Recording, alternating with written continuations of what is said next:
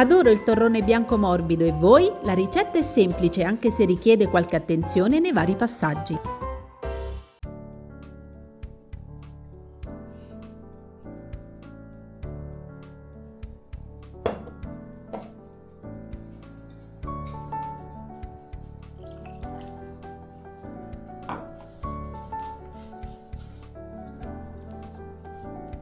Scaldate contemporaneamente a fuoco basso sia l'acqua per la cottura a bagnomaria che lo sciroppo di zucchero e il miele.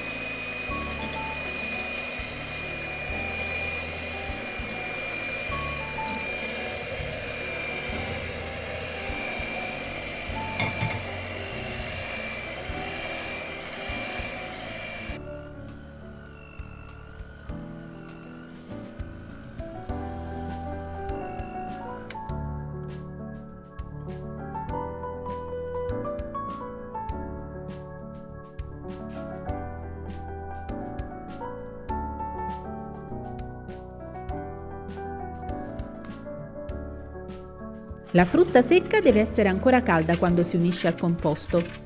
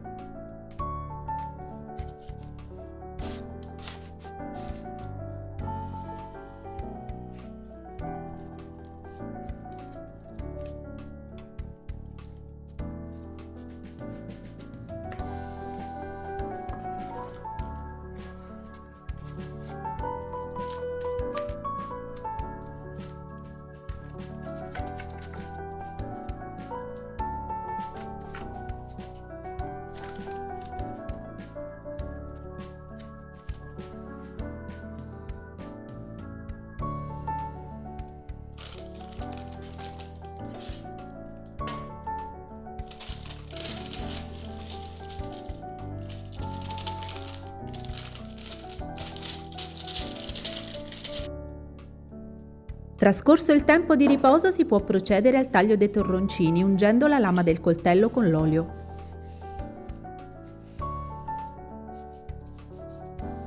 Per ottenere un effetto più preciso basta rifilare un po' i bordi.